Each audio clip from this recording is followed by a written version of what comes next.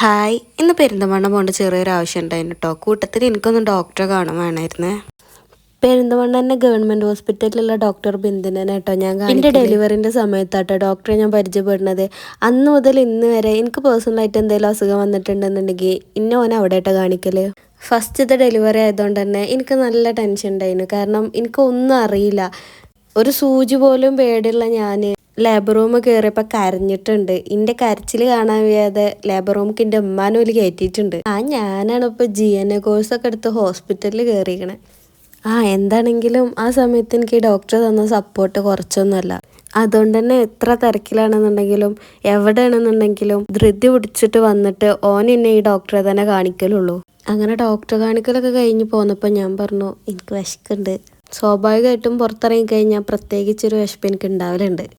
ഓനിക്കതൊരു പുതുമുള്ള കാര്യമൊന്നുമല്ല. അങ്ങനെ ഞങ്ങൾ തിരൂർക്കടെത്തി. ഞങ്ങൾ സ്ഥിരം സ്പോട്ടാണ് കേട്ടത്. അങ്ങനെ ഞങ്ങൾ രണ്ടാളും അവിടുന്ന് ഒരു അവിൽ മിൽക്കൊക്കെ പറഞ്ഞു കേട്ടോ. എനിക്ക് ഭയങ്കര ഇഷ്ടപ്പെട്ട ഒരു സംഭവമാണ് കേട്ടോ ഈ അവിൽ മിൽക്ക്. അത് എത്ര കിട്ടിയാലും എനിക്ക് മടുക്കില്ല. ഞാൻ അങ്ങനെ കഴിച്ചുകൊണ്ടേ ഇരിക്കും. അങ്ങനെ അവിടെ ഇരിക്കാൻ സീറ്റില്ലാത്തതുകൊണ്ട് ഞാൻ കാറ് പോയിരുന്നു കേട്ടോ അത് കഴിച്ചത്. അങ്ങനെ ഞാൻ ബേബിനൊക്കെ എടുത്തിട്ട് തിരിച്ച് വീട്ടിൽ പോയപ്പോഴാണ് ഞാൻ ഒരു സംഭവം കണ്ടത്.